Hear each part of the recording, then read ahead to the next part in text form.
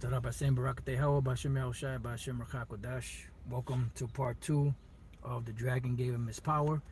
And pretty much, in part 1 we discussed the beginning, the ending of the beast, certain parts of the beast, the major beast that was in power during the time of the Apostle John, which was the Roman Empire. They were still in power, even though Jake was running things at that time. Well, not really, technically not really, because at that time, that's when Domitian was pretty much in power. He was taken down around that time, and that was like the transition of Jake, which is heavy because at that time frame, that's when Domitian was eventually taken out of power. I believe, if I'm not mistaken, it was 96 AD. Brother can put it up on the comment board if they like. And that would make all the sense in the world, because remember, the prophecy was for them to fall and lose power for 1,000 years, even though that wasn't the date. The date was really like around 325 AD, around that time period when the pagan Roman Empire went from being called the Roman Pagan Empire, or the pagan Roman Empire, to being called the Holy Roman Empire, even though it wasn't really holy in the sense of being true to the scriptures, but it took on the title of Christendom, Christian, so on and so forth. So that's very interesting that this was written at this time when Esau's rule was about cut short. Yep, 96 AD, see?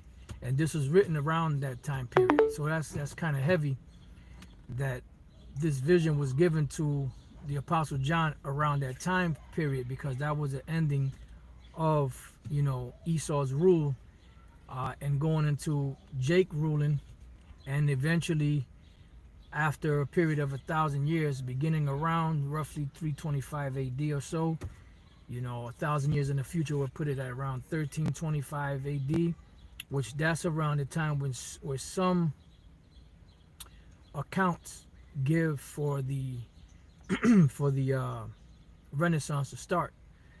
When you go back in the history and you check it out, the height of it was around the 1600s into the 1700s, but it started around 1325, the mid 1300s going into the 1400s. That's when they were in full bloom as far as pushing that iconoclasm and pretty much pushing the deception of the world. Because remember, after the 1,000-year period, that's when Satan was loosed out of his prison to go around and deceive the world. And this is the point that we're at now, that this beast, this whole beast system of Esau, the 7 heads, 10 horns, they pretty much deceived the whole world. But the Lord, they didn't count on the Lord breaking those lies open and giving the true understanding of what really went down and the revelation of the things that went down. Because Esau is not a spiritual man. Esau is a carnal man, and everything that he does has to be tangible. There has to be empirical proof of it. Nothing can be left to the so-called imagination or to faith, which the scriptures say that faith is the substance of things hoped for, the evidence of things not seen. So if that's the case, then there would be certain things that would be left strictly up to faith in these times, because there's not one individual, not one person in the world that can say that the Heavenly Father actually came to them physically and revealed himself to them. There's not one person in the world that can say that in this time that Yahawashi came to them and physically revealed himself to them in this time, so that they can believe the things that are written. This thing is either you have the ingredient to believe or you don't have the ingredient to believe. If your belief is small, if you have belief, that belief will increase. If your belief is great, your belief will increase also. But this is something that's given by Yahawah, because at the end of the day, salvation is really coming through faith. That's what the Apostle Paul said. We are saved through hope. You know, we're saved by hope. But hope, what you're seeing, is not hope. Because if a man sees something, right, and it's right there before his face, why is he going to hope for it? But we wait for salvation through hope, through the faith that the Lord, whatever he wrote down in these scriptures, he's going to do. And he's going to give to us. You know? And we see the evidence playing out in the earth, you know, with all of the different things that are happening. And this technological boom, so to speak, that's happening out in the world is a clear-cut sign that the Lord is on his way, because that's what's going to usher in the MOTB, you know, and that's when the rubber hits the pavement. Once they do that, it's downhill from there, you know. So let them do what they got to do. So going back to Revelation 13, I said I was going to skip verses 9 and 10, but we'll just read it just for the sake of going through it. It says, if any man have an ear, let him hear. He that leadeth into captivity shall go into captivity. Meaning, if you lead into slavery, you're going to go into slavery. All you got to do is check the history, and you will know who this fits. He that killeth with the sword must be killed with the sword. Same thing. Go back in history, see what happened when Esau got to this side of the world, what he did to the Israelites that were here, when he brought the other Israelites from the western coast of Africa to the Americas, what he did to them. That's what they're going to have to pay for. Here is the patience and the faith of the saints, and that's what we're patiently waiting for the vengeance, the avengement, the, be careful, man, the revenge that the Lord said that he would bring upon Esau, you know, for the things that they did to us, right? So it says, and I beheld another beast coming up out of the earth. So this other beast that came out of the earth is the same beast that had the deadly wound healed, but it didn't come back with the same name that it had back then, you know, because the beast that was slain, that was wounded to death, that was the ancient Roman Empire.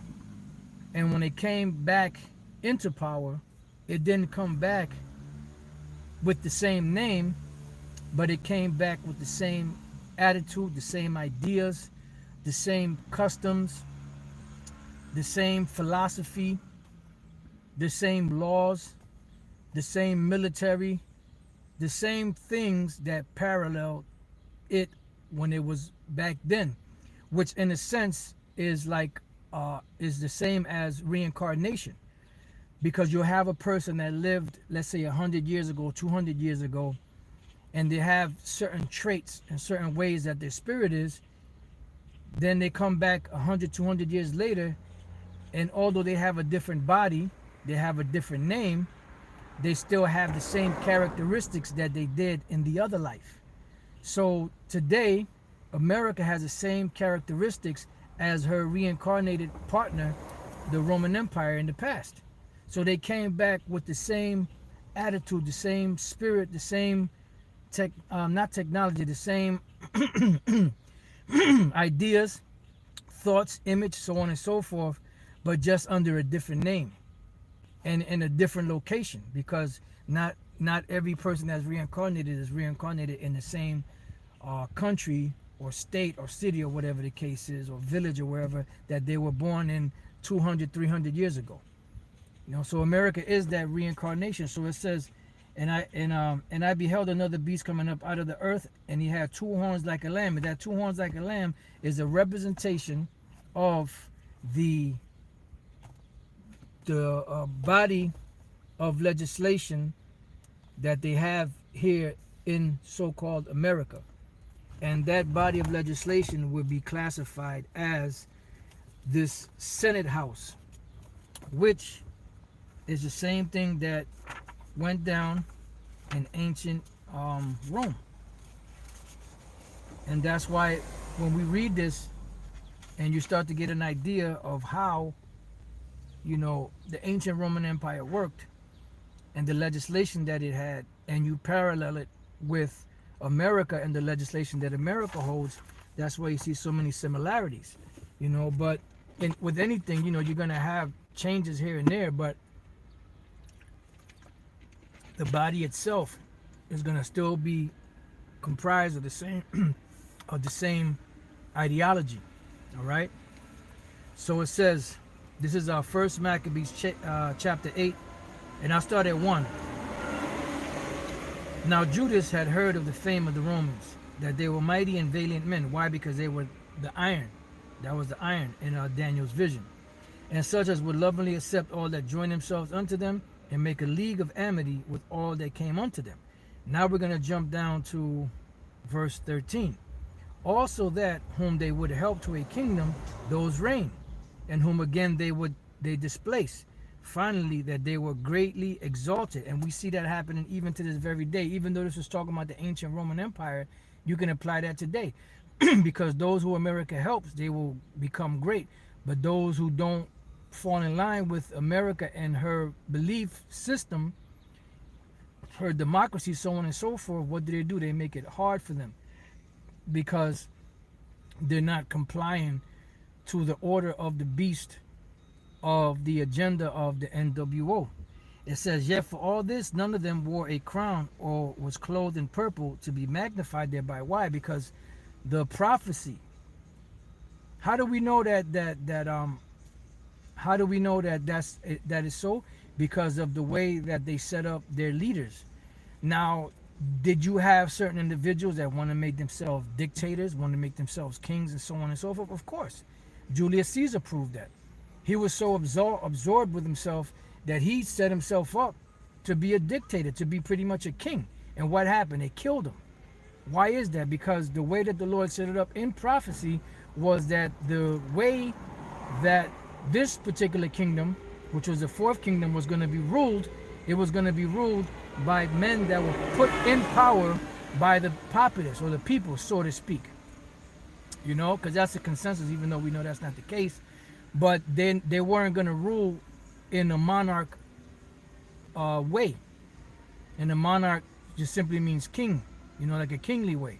You know, they weren't going to be set up in the stead of, or they weren't going to be set up on thrones with crowns on their head. And that's what we read, that they didn't wear purple, they didn't put crowns on their heads, because that was the different way in how this fourth beast, which is spoken of in Daniel 7, was going to be set up. And it was going to be diverse or different from all of the other beasts that were ruled through a monarch. Okay? It says, moreover, how they had made for themselves a senate house. And you have a senate house today. There's different numbers of senators in that senate house in comparison to the ancient Roman Empire. But nevertheless, it's still a senate house. And where did they get that idea from? From ancient Rome. That's why even today you still have Latin numerals that they use in school. You have a body of laws that is set up. You have a body of laws. You have a body of laws that's set up in America, and you have the English counterpart, but it all goes back to what? To the Latin. You know, stare decisis, which they stare decisis. You know, you have different pronunciations for it. You know, you have nom de guerre. You have all them different Latinized, all those different Latinized law terminologies. You know, or law maxims. You know, and they're pushing that. Why? Because that is the image of the beast. And this is why you don't see them building, when they build buildings, they don't build it in the Roman type columns and things of that nature, every building. No, they only do that really to their governmental buildings, because that is a way that the Lord is showing us that this particular society is set up just like the ancient Roman Empire, because it said that they would have a deadly wound, and that deadly wound would be healed. So it says, moreover, how they had made for themselves a senate house, wherein 320 men sat in council daily, consulting always for the people, to the end they might be well ordered. Yeah, so that the people would be well ordered. And that's how they order the people. You know, SPQR. You know, the Senate, the populace, and the people, something like that. You know, I can't the Senate, the populace, and something else. I can't remember what the term SPQR is, but that was one of the Roman. If brother, you know, if you can put it up on the comment board, you know. So that's the Senate, the populace, something else, and something else, you know. And that's that's how they did it in the ancient world, and that's how they're doing it now through the revival of the ancient Roman Empire through America. All right. It says, and that they committed their government to one man every year. And that's exactly what they do. Today they do it every 4 years, but it's the same system. They're following the same tenets, the same laws, the same way it was established back then. It's just a different language that's being spoken. You know? All right? So it says, who ruled all their country, and that all were obedient to that one, and that there was neither envy nor emulation among them. Yeah, but we know that that's not the case today, because as Elder Pastor said back then, you know, he believes that the amity, you know, back then with that Judas Maccabees did, Senatus Popules Romanos. Yep. So the Senate, the people, the Romans. I guess that's how it breaks down. You know, that those people were Japhites, the original Japhites, the dark-skinned people.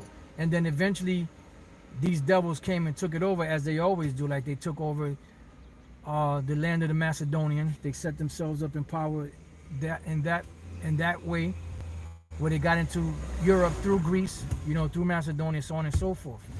And then they took over the whole world. And people were like, well, that's impossible. How can that be? Well, wait a minute. Who did this land, America, belong to first? Did it not belong to the so-called North American Indians? And what happened? The so-called white men, the Edomites, took it. And what did they do? They carved their face on the goddamn mountain, Mount Rushmore. So now the average person alive today that doesn't know the history of that gat on this land, what they think? They think that this is the so-called white man's land. So it's a hard thing to believe that they took out dark-skinned people out of Europe and set themselves up in power as if they were the people of those areas? Come on, man. Think. Put on your thinking caps. Put on your thinking caps. Think about it. Inside joke. The think about it part. All right, so pretty much that's that. So now let's go back. Let's go back to Revelation 13 and 11. And I beheld another beast coming up out of the earth, and he had two horns like a lamb. That's your two opposing parties, because both parties are saying that they're for the benefit of the people. One for the rich, one for the poor. You got the Democrats and the Republicans. Back then it was the plebeians and the something else. I can't remember, you know, it's been a while since I've gone over that history. The plebeians and somebody else, you know. And it's the same thing going on today. But they're acting like a lamb because their whole thing is they're trying to help these particular people that they're supposed to be representing. But they're really not representing and helping them. They're really officiating the business of the bankers, which is to get them in line with the patricians, the water brother, the plebeians and the patricians. The patricians were the rich, because the word Patrick goes back to the word Patrick, or the name Patrick means noble. And then the plebeians were the ones that represented the peasants, so to speak, you know, the lower class. The water for the brothers, you know, for the help on the comment boards, you know, the brothers in the trenches. All right. So that's how they set this society up, right? It says, then he spake as a dragon, and now we're really fully understanding what it means that he spake as a dragon, because although they played the role of being helpful, when you dig deep into what they've done, they pretty much moved this country and its ideologies and all that in the direction of the international banking families, which they have a plan or an agenda of the NWO. The NWO is to have the majority of the planet chipped, or all of the planet chip, pretty much. The ones that don't comply, move them out the way. You know, the ones that don't comply, let them die. That's, their attitude. And reducing the population of the earth to a manageable size so that the earth and the resources don't get depleted as fast. Because right now they're having a problem with the depletion of the resources of the world. That's why they're making it, they're getting people out of the habit of eating meat and eating plant-based foods, which these plant-based foods, it seems to be a good idea, but a lot of that stuff is nothing but chemicals. Elder Bishop Manatazak sent me a picture of, I don't know what the hell it was, but it said where artificial vanilla, strawberry, and raspberry come from. The artificial flavor vanilla, strawberry, and raspberry come from. And it looked like some bull nuts or some kind of nuts, some kind of gonads of some sort. And that's what they do. They take chemicals and different things and marry them together, to make them taste like these different fruits and vegetables and all that, and say that that's the flavoring for your artificial flavors. So-called natural flavors is the same shit. That's why when it comes to seltzer water, I drink seltzer water, but I drink seltzer water plain, because all of that, cranberry and pomegranate, flavor, that's all chemicals. Sorry to disappoint the brothers out there and maybe sisters out there that drink their flavored stuff, but hey, if you do that, hey, that's on you. There's nothing wrong with that. Just make sure you take something else to get rid of the poisons, because one thing with Jake, they don't like to drink water because it don't taste like nothing, so they like to put stuff in it. So if you're doing the best that you could do, then so be it, because there's other junk that we eat that ain't no good for you either, but that's another subject for another time. So he spake as a dragon. That's through this legislation that they're passing, and eventually, as you see more and more legislation being passed, you're noticing that the clampdown is coming harder and harder, because as the people accept this legislation, what the legislation is doing, it's building a siege around people, and what it's doing is it's closing off and taking their freedoms, because a lot of the so-called freedoms that people have are nothing but liberty. Liberty is not freedom. Liberty is by permission. Freedom is freedom. Liberty is the ability to come and go under somebody's authority. It's a permission. It's not a right that you have to be able to go and come unless it's pleasing to the person that gave you that liberty. Think about it. All right, now the next verse, it says, and he exercises, and this beast, America, he exercises all the power of the first beast before him. And what's that? The Roman Empire. So when you check out the parallels of America, as Luke Vidalski says, I don't know if he still says that. He had a hard time saying the word parallel. Back in the days, he used to say, I forgot what it was, the capital or DC or something. It's on the 33rd parallel. Just a little joke. So everything in America parallels ancient Rome, from the Senate houses, from the legislation, from the draconian laws and measures, to the Colosseums, which that's all these different arenas are today. Nothing but Roman Colosseums, just modernized. It's the same. It's the same thing. So it says he exercises all the power of the first beast before him, and causeth the earth, meaning the whole entire planet, and them which dwell therein, to worship the first beast. See, so they worshiping the first beast, which was who? The Roman Empire, whose deadly wound was healed. How was his deadly wound healed? Through the Renaissance period. And if you don't understand that history, you're not gonna understand, the prophecy in Revelation 13 and what it means. Slakia, kind of parched. Got more water in the back, but see how much we could get through. All right, so now,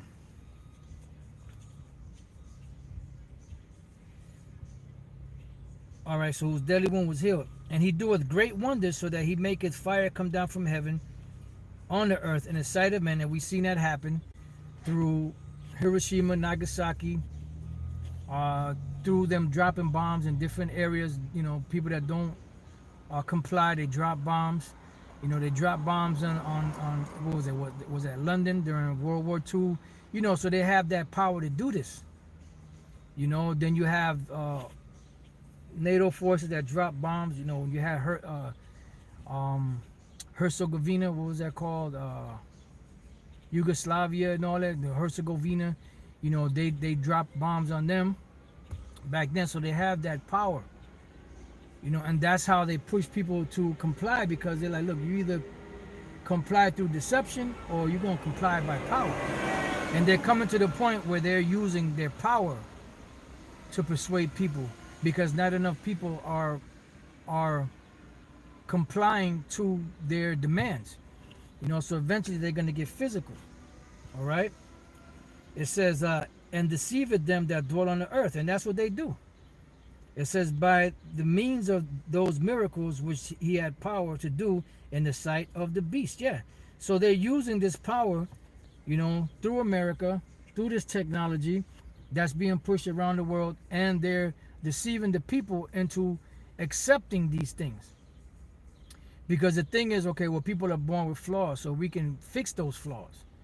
We can artificially inseminate women with perfect eggs, or perfect embryo, should I say, perfect embryo sperm, where the makeup of it has been changed up so that you won't have any more retarded children, or, you know, or missing limbs, or born blind, or any handicaps. All you have to do is go along with this protocol, you know, take the MOTB, you know, be on board with this, and you too can have the luxury, you know, of not having anyone born to you, you know, with these handicaps. You know, so there's a lot that these devils are doing, you know, that's intriguing the minds of the average person, because the average person is just that average, and they don't have the mind to discern between bullshit and facts or truth. Right? It says, saying to them that dwell on the earth, that they should make an image to the beast, which had the wound by a sword and did live. And what is the image of the beast? It's not talking about an actual image, you know, a statue of some sort that they're building to the beast. It's not the picture of Caesar Borgia. What it is the whole system of the Roman Empire being implemented here in America under modern days, and under modern terms and modern things, modern technology, you know? Damn devil.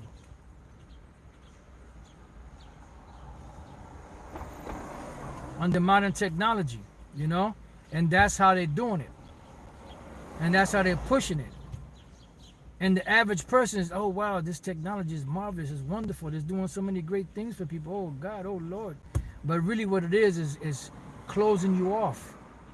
Because the more the technology grows, the more the robotics grow, the less people are able to work, because robots are taking over, you know, and there's lower overhead for the people eventually once they pay off those robots after they have made them. You know, the robots don't take breaks, so although they're spending extra money, they could run those robots 24/7 if they want. And those robots won't need a break. Every once in a blue moon, they may need maintenance or whatever the case is, but for the most part, they're flowing through. You know, flawless. As long as the programming is correct. You know? So they're doing a lot of things to close people off. And they don't realize it. And the major thing is, you know, taking that snake serum, you know, that serpent's venom, you know, dinosaur piss, you know, so that they can alter, you know, a person's makeup and make them conformable, so to speak, to the ways of this agenda that they're pushing in the world. It says, and he had power to give life unto the image of the beast. Yeah, and that's how they're giving life to the image of the beast, by pushing the system through and having people uphold the system and do the things that the ancient Roman system did. You know? And everything is leading to what? It's all leading into an economic road. All of this technology, all of this stuff that's going on is all leading down to the economic path. You know? And that's why they're doing so many things to pretty much do what? Make the economies of the world implode on each other, so that the world can come to an acceptance of something that's centralized and that works for everybody. And that's why they're making everything digital now.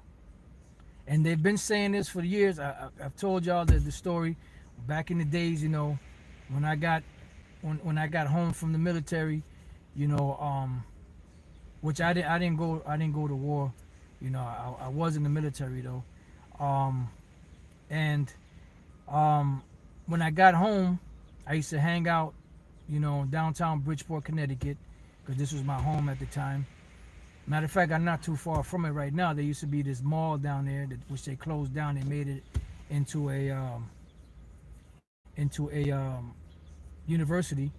You know, used to hang out there, and then that was back when this was in late 80s, actually, like you could say early 90s, you know, like 89, 90, around there. And that's when the Ansar Allah community Muslims used to hang out there. They were dressed all in white, and I used to hang out with them on the tables, you know, kicking it with them. And one individual, he was always telling me, you know, we would sit down in the van. He said, look, I'm gonna sit down. You know, I'm gonna break this thing down to you, and I'm gonna show you this wisdom, knowledge, and understanding. And I like knowledge and wisdom, you know, but he never said anything. He just always would be like, yeah, I'm gonna sit down, I'm gonna talk to you about it, I'm gonna break it down for you, I'm gonna show you, blah, blah, blah. And I was like, all right, cool, you know. I would give them, you know, donations, you know. I would come by the table, give them a couple of dollars here and there, kick it with them. And they used to tell me about this cashless society and the reason why credit cards are out and things of that nature. So I knew a little bit about that before the truth, but I really didn't delve too deep into it, you know. So that idea was always out there, but fast forwarding it 30 plus years in the future, we're seeing all this technology out there.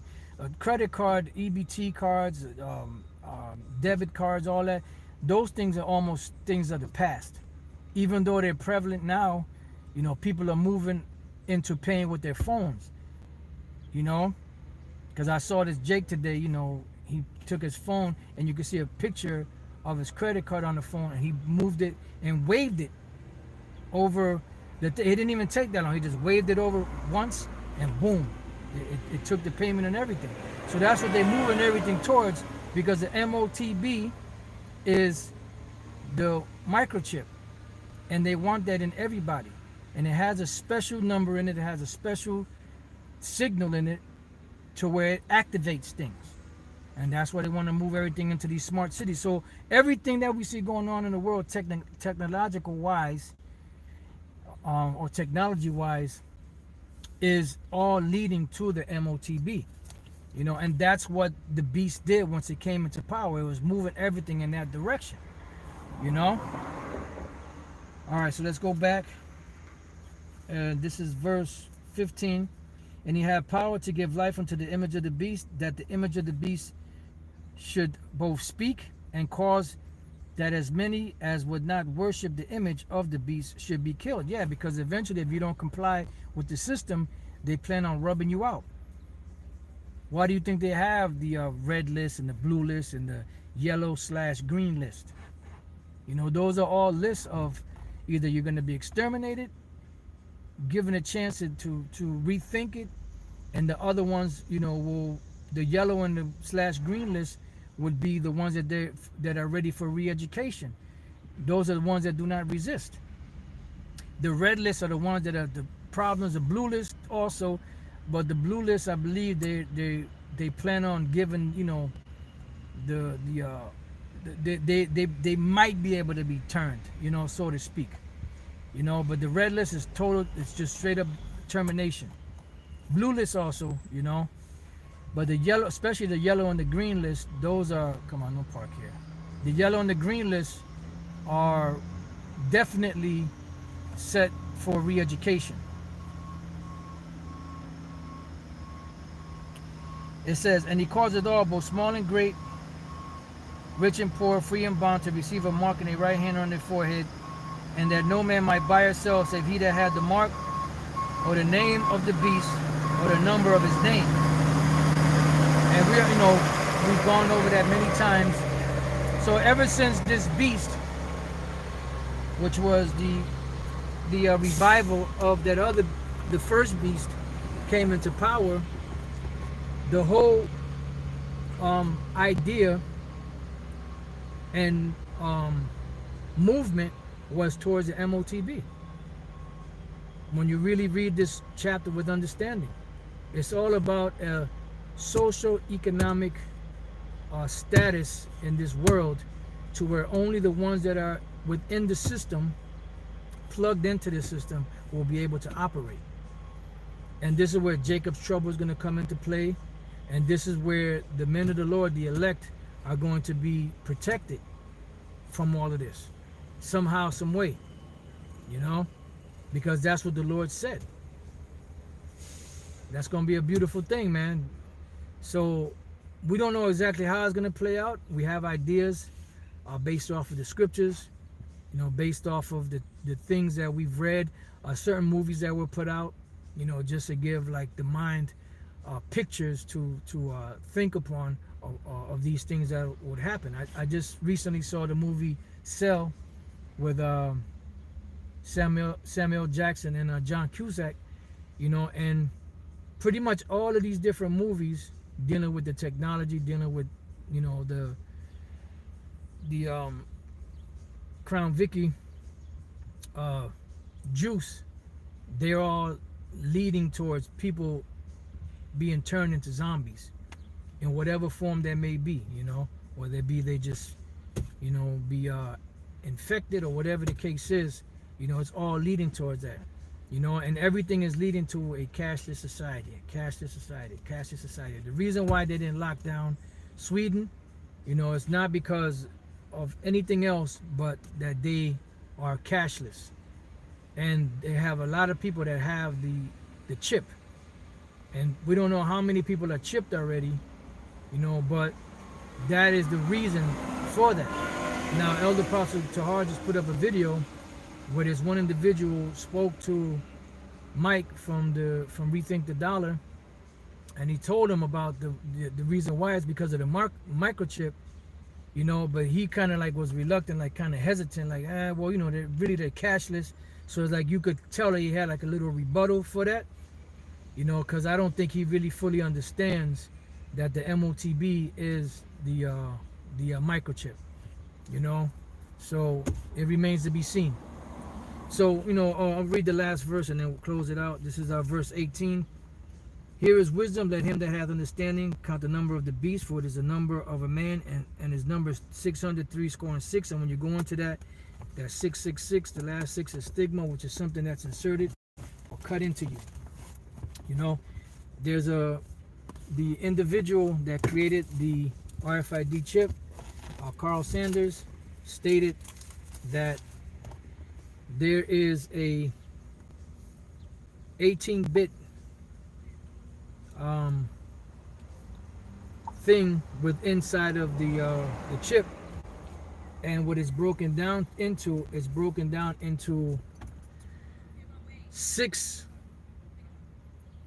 broken down to three separate components, so to speak, for lack of better, or three separate components, so to speak, for lack of better words, that each of them has 6 bits. So there's 3 components, so to speak, or 3 compartments, so to speak, that each have 6 bits. So that's what 666. 3 divided into 18 is 666. It's 6. So pretty much there's everything surrounding this MOTB and that technology leads back to 666, whether it be the patent for, you know, the thing, which is 060606, or whether it be the UPC code broken down to 666, or whether it be the 18 bits that are in the RFID microchip, which is broken down into 3 sections of 6 bits. You know, everything leads back to 666, which is a number of the beast, which is a number of a man. So with that, you know, I pray that your brothers have been edified. This has been the Dragon gave him his power and great authority, which is the Roman Empire, where America got their teeth, so to speak, from. So with that, I pray that your brothers have been edified, your few sisters. Till next time, I say shalom.